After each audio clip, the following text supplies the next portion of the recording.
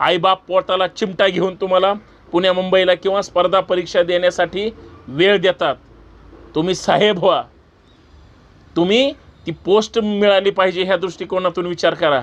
विनाकारण काहीतरी डोक्यात घालून तुमचा वेळ निघून जाईल आणि तुम्ही एकदा यजबार झालात तर तुमची बाद झालेली कॅसेट परत कोणच वाजवणार नाही। साहेब व्हा, मग काय असेल ते समोर आलंय, जे मिळालंय ते तुम्ही चेस करा, तुम्हाला ते करावं लागेल। आजपर्यंत MPSC UPSC मधून तरी महाराष्ट्रामध्ये आपल्या हिंदी भाषिक घुसत आहेत। उद्या जर अजून काय निर्णय बदलला आणि इकडे MPSC मधून जरी ते द्यायला लागले आणि घुसले, हाय त्या नोकऱ्यासुद्धा तुम्हाला मिळणार नाही। MPSC मध्ये किंवा UPSC मध्ये आपल्या तरुणांचा टक्का वाढावा आणि स्पर्धा परीक्षामध्ये आपल्या ग्रामीण भागातले असतील शेतकऱ्यांची, कष्टकऱ्यांची, कामगारांची पोरं, शहरामध्ये बरेच स्पर्धा परीक्षेच्या माध्यमातून त्या ठिकाणी अभ्यास करणारी मुलं जी गावाकडून महाराष्ट्राच्या कानाकोपऱ्यातून संघर्ष करण्यासाठी येतात, नुसती महाराष्ट्रातच पुण्यामध्ये असेल किंवा मुंबईमध्ये असतील, नुसता इथंच अभ्यास करत नाहीत तर दिल्लीपर्यंत जाऊन धडक देतात। प्रामाणिकपणे MPSCची मुलं त्या ठिकाणी किंवा UPSCची असतील, एक तर सरकार एका बाजूला सरकारी नोकऱ्या भरतीच काढत नाही, वेगवेगळ्या खात्यांच्या भरत्या थांबलेल्या आहेत आणि तरुण पोरांना किंवा पोरींना जर आता महत्त्वाची संधी जर कुठं असेल तर ती MPSCच्या माध्यमातून आहे किंवा UPSCच्या माध्यमातून आहे। आता कुठंतरी चांगल्या पद्धतीनं प्रबोधन होतं आहे, प्रत्येक पोस्टचं तरुण पोरांमध्ये अट्रॅक्शन आहे। मग साधं पोलीस भरतीपासून असू द्या किंवा MPSCच्या किंवा UPSCच्या, मग ते कलेक्टर असेल किंवा इकडं एखादा SP असेल, एखादा उपजिल्हाधिकारी असेल किंवा तहसीलदार असेल, कार्यकारी अभियंता असेल, कुठलंही खातं घ्या, मग ते मंत्रालयातलं असो किंवा वेगळ्या वेगळ्या डिपार्टमेंटचे त्या ठिकाणी पद असो, सगळीकडे आता MPSC मधूनच त्या ठिकाणी सिलेक्शन होतं आहे। परंतु सध्या एक वेगळाच वाद, वेगळाच विषय महाराष्ट्राच्या तरुणांसमोर आला। खरं तर तो आजचा आहे का, तर तो 2019-20च्याच त्या ठिकाणी लोकशाही आयोगाने घेतलेला आहे। महाराष्ट्रामध्ये खास करून, इतर राज्याचं आपण चर्चा करण्यापेक्षा महाराष्ट्राबद्दल बोलूयात। महाराष्ट्रामध्ये MPSCच्या माध्यमातून ऑब्जेक्टिव्हमध्ये त्या ठिकाणी सगळ्या विभागाच्या त्या ठिकाणी एक्झाम घेतल्या जातात। UPSCच्या धर्तीवर UPSCमध्ये डिस्क्रिप्टिव्हवर जास्त त्या ठिकाणी भर दिला जातो।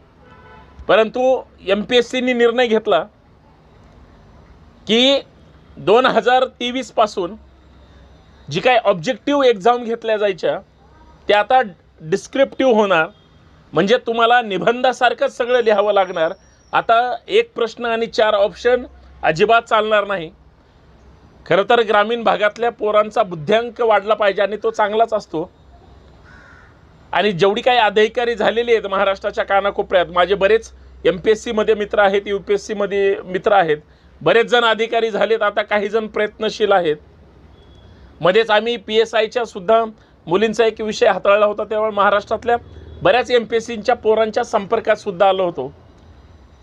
आता नवीन महाराष्ट्रामध्ये वाद सुरू झाला आहे की जी आता 2-3 वर्षामध्ये MPSCला ज्यांनी सुरुवात केली आणि त्यांना फर्स्ट अटेम्प्टमध्येच आता ती म्हणजे ती पोस्ट क्रॅक करायचे MPSCच्या माध्यमातून, त्या पोरांचं असं म्हणणं आहे, ज्याचं की पुण्यामध्ये अलका टॉकीजच्या चौकामध्ये MPSCच्या मुलांचं प्रचंड मोठं आंदोलन झालं होतं।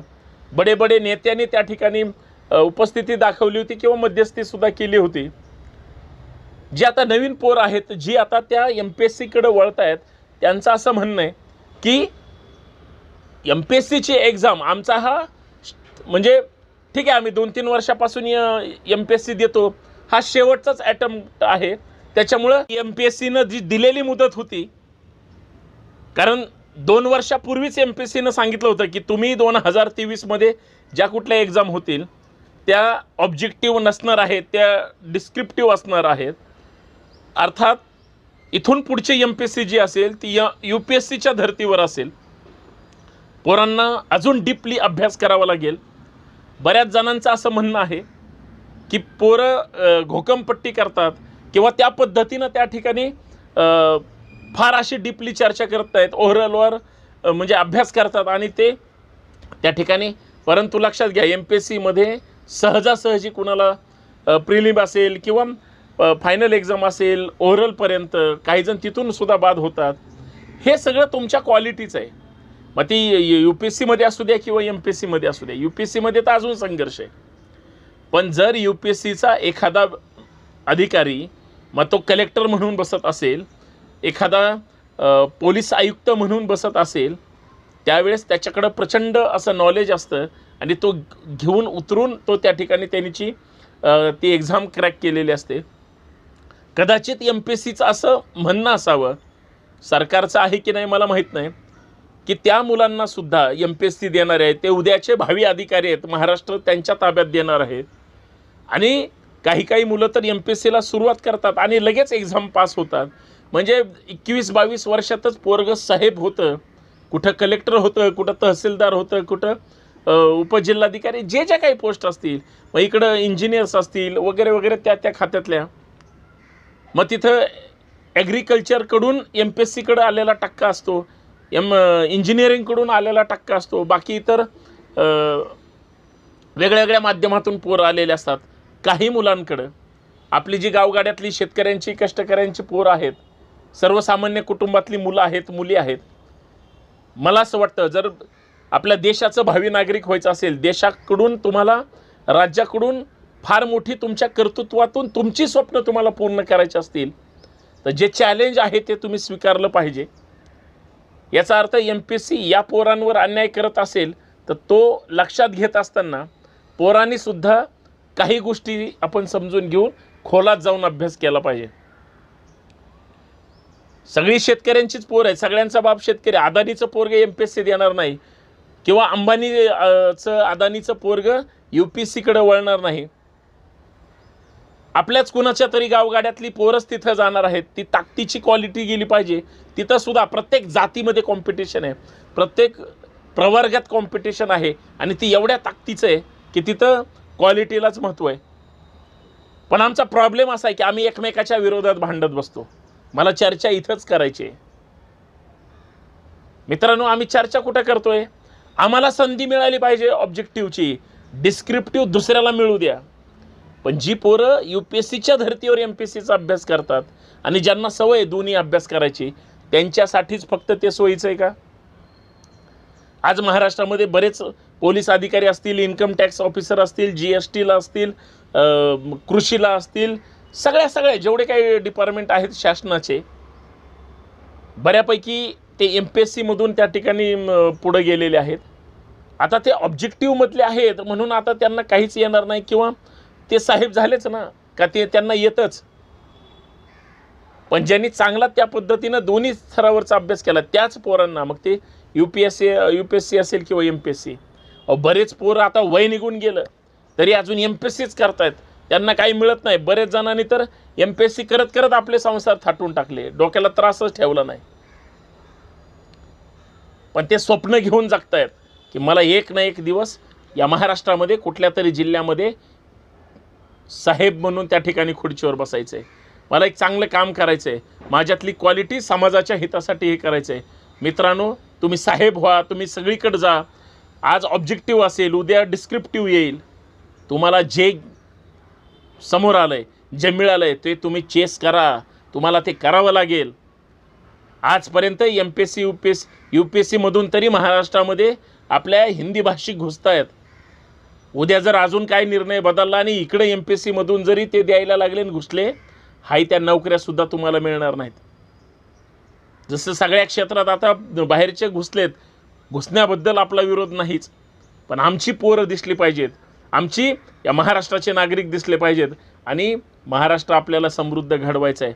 विनाकारण काहीतरी वाद घालून, स्वतःचा वेळ घालून नाही त्या गोष्टीसाठी आंदोलन करण्यापेक्षा अभ्यासात एवढं तुम्ही घुसा, एवढं पुस्तक डोक्यात घाला की तुम्हाला काही जरी आलं तरी ते सोडवता आलं पाहिजे. कारण संभाजी ब्रिगेडच्या वतीनं आम्ही पुण्यामध्ये दरवर्षी स्पर्धा परीक्षेमध्ये जे काही उत्तीर्ण झालेले असतात त्यांचा सन्मान करतो आणि अभिमान याचा सुद्धा वाटतो की ही पोरं आमची आहेत.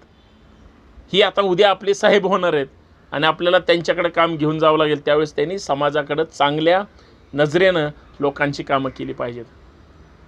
तुम्ही जर ठरवलं मित्रांनो, मग तुम्ही मुली असाल किंवा मुलं असाल, चांगलं ताकदीनं जर घासण्याचा प्रयत्न केला, वेळ देण्याचा प्रयत्न केला, आणि सगळ्यात महत्त्वाचं UPSC करणारे असतो उद्या किंवा MPSCचा टक्का जास्त असतो. आईबाप पोटाला चिमटा घेऊन तुम्हाला पुण्या मुंबईला किंवा स्पर्धा परीक्षा देण्यासाठी वेळ देतात.